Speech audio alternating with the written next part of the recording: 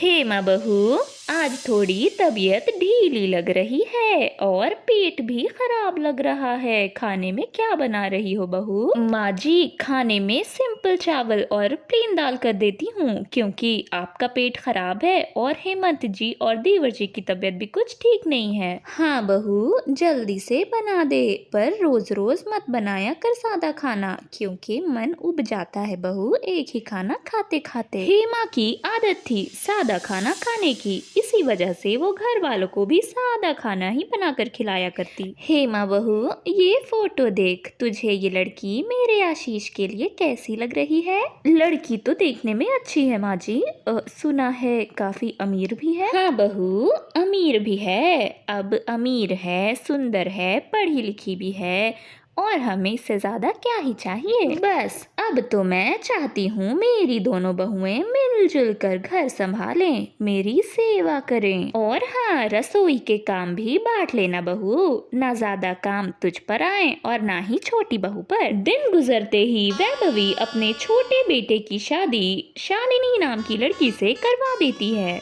शालिनी को जैसा वैभवी और हेमा ने समझा था वो तो उसकी बिल्कुल उलट निकली। ये क्या बहू, तूने तो मंगलसूत्र और सिंदूर भी नहीं लगाए, ये किस तरह के कपड़े पहन कर आई है? राम राम, ऐसे कपड़े हमारे यहाँ शादीशुदा बहुएं नहीं पहनती। सासू माँ, आपके जमाने की बातें होंगी ये सब, अब जमाना बदल चुका है। मैं मॉडर्न जमाने की लड़की हूँ, इन सब चीजों से बाहर आ चुकी हूँ। एक सिंदूर या मंगलसूत्र भला किसी को सुहागन थोड़ी ही दिखाता है, वैसे भी ये सारी चीजें मुझे चीप लगती हैं। हाय राम, ये कैसी लड़की ले आई मैं अपने बेटे के लिए।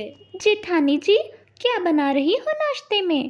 अरे तुम जाग गई देवरानी जी, मैंने दाल फ्राई कर दिए हैं, आप रोटी बना लो, यही है आज नाश्ते में। क्या कहा? यू मीन दाल रोटी? मैं इतने बड़े घर से यहाँ आई हूँ दाल रोटी खाने के लिए नहीं, मुझे कटलेट, सैंडविच और जूस चाहिए, मैं इसके बिना ब्रेकफास्ट नहीं करूँगी। पर मैंने तो सबके लिए ही सोचकर दाल बनाए थे। कोई बात नहीं, आज आप ये दाल खा लो, कल से मैं आपके लिए सैंडविच, जूस बना दिया करूँगी। बिल्कुल भी नहीं, मैं बाहर जा रही हूँ, बाहर से ब्रेकफास्ट करके आऊँगी। इतना कहकर शालिनी बाहर नाश्ता करने चली जाती है। कुछ देर बाद, कहाँ जा रही हो जेठानी जी? वो मैं दोपहर का खाना देखने जा रही थी, आओ तुम भी मेरी मदद कर दो। कोई जरूरत नहीं है, मैंने दोपहर का खाना ऑर्डर कर दिया है, सब लोग वही खाएंगे। सभी खाना खाने बैठते हैं। वाह, आज तो बहुत बढ़िया खाना नसीब हो रहा है। बहू, तूने बनाया है क्या? हाँ माँ जी, मैंने बनाया है। मैंने सोचा आप एक ही दाल चावल खा खा कर बोर हो गई होगी। हाँ बहू, आज तो मेरा भी कुछ चटपटा ही खाने का दिल कर रहा था। ये तो पहला ही दिन था, पर आने वाले 1 महीने तक यही चलता रहा। क्या कर रही हो शालिनी? ना जाने कब से खाना मंगा मंगा कर सभी को खिला रही हो, और तो और उन्हें कहती हो कि खाना तुमने बनाया है। अरे बाहर का खाना खाने से इंसान की सेहत पर बहुत असर पड़ता है। अब बस करो, मैं सबकी सेहत के साथ खिलवाड़ नहीं कर सकती। अच्छा, मैं बस करूं? मैंने भाई सबकी ज़बान का टेस्ट बढ़ाया है, मैं तो आज भी कुछ चटपटा ही बनाऊंगी। हरगिज़ नहीं, मैं ये खाना कभी नहीं खाऊंगी, मैं अपने लिए खुद खाना बनाऊंगी। हेमंत की तबीयत भी आजकल कुछ ठीक नहीं रहती, वो भी वही खाएंगे जो मैं बनाऊंगी। बहू, तुम दोनों क्यों छोटी सी बात पे झगड़ रही हो? ऐसे ही झगड़ती रही तो छोटी सी बात पे बहुत बड़ी बात बन जाएगी। इसी तरह लड़ोगी तो रसोई का बंटवारा भी हो जाएगा। हाँ माँ जी, होता है तो हो जाए, मुझे ये जहर जैसा खाना खाने से बेहतर है कि मैं रसोई का बंटवारा ही कर लूँ। हाँ, तो मुझे भी कोई शौक नहीं है आपके सड़े हुए दाल चावल खाने की, मैं भी अपना खाना खुद बनाऊंगी। इस तरह दोनों की रसोई का बंटवारा हो जाता है। हेमा सादा खाना बनाती है तो वहीं शालिनी तला भुना बनाने से बाज नहीं आती। अब तो आशीष की भी तबीयत खराब हो चुकी थी और शालिनी के पेट में भी बहुत जोरों का दर्द उठा। वैभवी ने डॉक्टर को फोन करके बुलाया तो डॉक्टर ने कहा, देखिए, इन दोनों को फूड पॉइजनिंग हुई है और बहुत तगड़ी वाली। दवा दे दी है, पर ध्यान रखिएगा, इतना तेल मसाला सेहत के लिए जहर से बिल्कुल भी कम नहीं है। शालिनी, देवर जी, आप दोनों ठीक तो हैं? जेठानी जी, मैंने आपकी बात मानी होती तो आज इस तरह बीमार ना पड़ती। शालिनी, गलती मेरी भी है जो मैंने तुम लोगों को रोज रोज दाल चावल खिलाकर बोर कर दिया। अब हम एक काम करते हैं, बैलेंस करके खाना बनाते हैं, एक दिन खिचड़ी तो एक दिन पनीर। अब शालिनी और हेमा दोनों को समझ आ चुका था कि बंटवारे से घर नहीं चलता, एक साथ रहने में ही भलाई है। अरे वाह शांति, ये देखो इस बार हमारे खेत में कितनी अच्छी मटर की फसल हुई है। अरे सच में कितनी अच्छी फसल हुई है इस बार। लगता है भगवान ने इस बार हमारी सुन ली। इस साल जरूर हमारी किस्मत खुलेगी। इतना कहकर दोनों अपने घर वापस आ जाते हैं, लेकिन किस्मत को तो कुछ और ही मंजूर था। उन दोनों के घर आते ही खूब जोर की बारिश शुरू हो जाती है और सारे मटर की फसल खराब हो जाती है। देखो जी, इसे नहीं तो और किसे कहते हैं नजर लगना। मैंने कितने सारे ख्वाब रचाए थे कि हमारी मटर की फसल से हम कितना कुछ करेंगे, उसे अच्छे से बेचकर खूब सारे पैसे कमाएंगे। नहीं नहीं शांति, भगवान जरूर हमारे साथ कुछ अच्छा करेगा। हमने किसी के साथ कभी बुरा नहीं किया तो हमारे साथ भी बुरा नहीं होगा। अच्छा, मेरी बात सुनो शांति, कल मैं बहुत सारे मटर घर भी लाया हूँ, ज़रा उस वाले कमरे में जाकर देखना। अजी, आप भी कैसी बातें करते हो? उतने से मटर से क्या ही होगा हमारा? उतनी सी मटर बेचकर हम क्या करेंगे? शायद ही हमें कुछ पैसे मिलेंगे और उस पैसे का हम करेंगे भी क्या?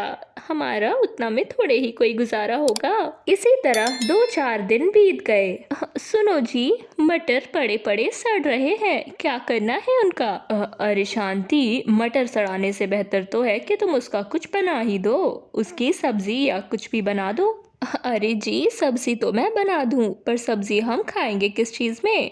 अच्छा जी, मेरी एक बात तो सुनो, मैं पुराने चावल और मटर मिलाकर मटर पुलाव बना देती हूँ, क्या कहते हो? हाँ हाँ शांति, तुम्हें जैसा ठीक लगे, बस ये मटर खराब नहीं होने चाहिए वरना बर्बाद हो जाएंगे। शांति खूब सारे मटर पुलाव बनाकर तैयार कर लेती है। मोहन उसी समय कहीं जा रहा होता है और उसे वहाँ एक छोटी सी दुकान दिखाई देती है जहाँ बूढ़ा सा आदमी मटर पुलाव बेच रहा था। ये मटर पुलाव कैसे दिए? 40 रुपया प्लेट है बेटा। यह देखकर मोहन के दिमाग में एक बहुत अच्छा सुझाव आता है। वो घर जाता है और अपनी पत्नी शांति से सब कुछ कह देता है। अरे वाह जी, आप तो कमाल की बातें करते हो। मेरे हाथ के मटर पुलाव भला पसंद ही कौन करेगा?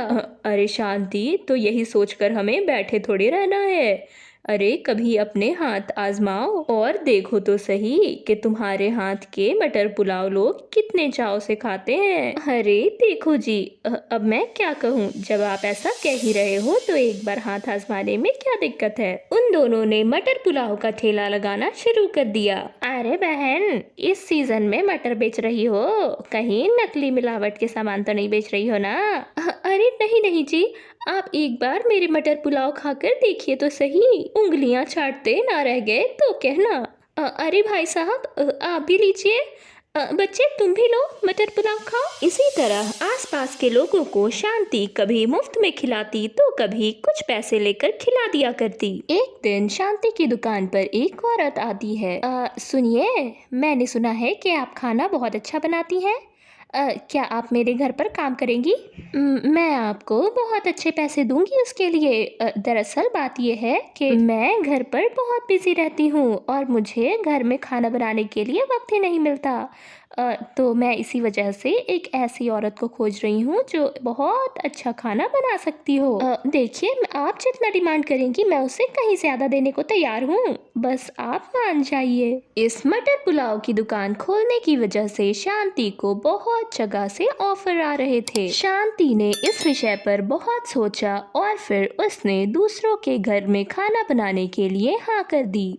अब शांति सबके घरों में जा जाकर खाना बनाती। फिर एक दिन अचानक उसे एक होटल से ऑफर आता है जहां उसे खाना बनाने का ऑफर मिल रहा था। अब शांति की गाड़ी जब चल पड़ी तो उसने पीछे मुड़कर देखना छोड़ दिया। सबके घरों में खाना बनाते बनाते अब उसने एक बड़े से 5 स्टार होटल में खाना बनाना शुरू कर दिया और वहाँ से उसकी एक बहुत अच्छी कमाई शुरू हो गई। शांति की आंखों में आज भी उस दिन को याद करते हुए आंसू आ जाते हैं जिस दिन उनकी मटर की फसल खराब हुई थी। अगर उसकी जिंदगी में ऐसा ना हुआ होता तो शायद आज वह वहाँ ना होती जहाँ आज वह खड़ी थी। बंटी, क्या तू मुझे वो खिलौने देगा जो तू मुझे कल दिखा रहा था? मैं तुम्हें कैसे दे दूंगा? मेरे पापा इंग्लैंड से लेकर आए हैं। तुम जैसे गरीब लोग तो इस तरह के खिलौने कभी देखे ही नहीं होगे ना। सोहम को बंटी की बातों का बहुत बुरा लगता है। बंटी, कहाँ है तू? कब से तुझे ढूंढ रही हूँ। माँ, मैं तो यहाँ हूँ। ओफो बंटी, मैं तुझे कब से ढूंढ रही थी। इतनी देर से तू कहाँ था? अच्छा चलो कोई बात नहीं। चलो मैंने तेरे लिए पालक पनीर बनाई है, तुझे बहुत पसंद है ना? अरे वाह, पालक पनीर। बंटी सोहम को चिढ़ाकर ऐसा कहता है और फिर अपनी माँ के साथ घर चला जाता है। अरे बेटा सोहम, तू घर आ गया? चल जल्दी जल्दी मुंह हाथ धो ले, मैंने आज तेरे पसंद के आलू के पराठे बनाए हैं। माँ, मुझे आलू के पराठे नहीं खाने हैं। अच्छा, तो क्या खाना है मेरे बेटे को? मुझे भी वही खाना है, पागल पनीर। बेटा, वो पागल पनीर नहीं, पालक पनीर होता है। हाँ हाँ, जो भी है, मुझे भी वही खाने हैं। बंटी की मामा ने उसके लिए पागल पनीर बनाया था। अरे मेरे लाल, हम उनकी तरह नहीं हैं। फिर सुमन को एहसास होता है कि वो इस तरह की बातें अपने छोटे से बेटे को कैसे ही समझाएगी, तो फिर वो अपना मुंह बंद कर लेती है। अच्छा अच्छा, ठीक है सोहम, मैं तेरे लिए पागल पनीर जरूर बना दूंगी। सच में माँ, तुम बहुत अच्छी हो। सुमन ने पालक पनीर बनाने का वादा तो कर लिया था, पर असल बात तो यह थी कि ना उनके घर में पालक था और ना ही पनीर। मैंने सोहम से पालक पनीर बनाने का वादा तो कर लिया है, पर मैं बनाऊंगी कैसे? हम तो इतनी मुश्किलों से आटे चावल ही खरीद पाते हैं, पालक और पनीर कहाँ से लेकर आएंगे? चलो मान लिया कि पालक तो खेत से आ भी जाएंगे, पर पनीर वो तो काफी महंगा हो गया है। हम जैसे गरीब भला पनीर के बारे में तो सोच भी नहीं सकते। ये सब सोचकर सुमन बहुत उदास थी। अरे सुमन, क्या बात है, किस सोच में डूबी हो? अरे आप आ गए। अब आप देख लीजिए, आपके प्यारे लाडले बेटे ने फरमाइश की है पालक पनीर खाने की। तो फिर बनाओ पालक पनीर, इतनी दुविधा कैसी? आप तो बड़ी आसानी से कह दे रहे हो जी, पर सच तो आप भी जानते हो पालक पनीर कितना महंगा मिलता है बाजारों में। ना हम बाजार से खरीद सकते हैं और ना घर पे बना सकते हैं। ओफो सुमन, अगर हमारे बेटे ने फरमाइश कर ही दी है तो फिर पालक पनीर तो जरूर बनेगा। पालक की तो तुम चिंता मत करो, पालक मैं अपने खेत से ले आऊंगा। और रही बात पनीर की, तो मैं अभी जाकर देखता हूँ। राम मोहन उदास मुंह से वापस घर लौटता है और कहता है, अरे नहीं नहीं सुमन, वाकई में पनीर तो बहुत महंगी है। देखा, मैंने कहा था ना कि पनीर बहुत महंगी है, पर आप चिंता मत करो, मैंने इसका उपाय खोज लिया है। सुमन खूब सारे मूंगफली लेकर आती है। हे भाग्यवान, अब तुम पालक पनीर में इस मूंगफली का क्या करोगी? आप बस देखते जाओ जी। सुमन ने मूंगफली को पीस दिया और फिर उसमें पानी डाला और फिर उसे छान लिया। ये देखो जी, ये रहा मूंगफली का दूध। अब हम इसे फाड़ेंगे और इसमें से निकालेंगे पनीर। अरे वाह सुमन, तुम्हारे दिमाग की तो दाद देनी पड़ेगी। सुमन मूंगफली के पनीर का छोटा छोटा टुकड़ा करती है और फिर पालक में डाल देती है। सोहम, ओ सोहम, देख तेरी पालक पनीर तैयार है, चल जल्दी जल्दी आके खा ले। माँ, ये तो बहुत स्वादिष्ट है। सच में सुमन, तुम्हारी पालक पनीर का तो कोई जवाब ही नहीं।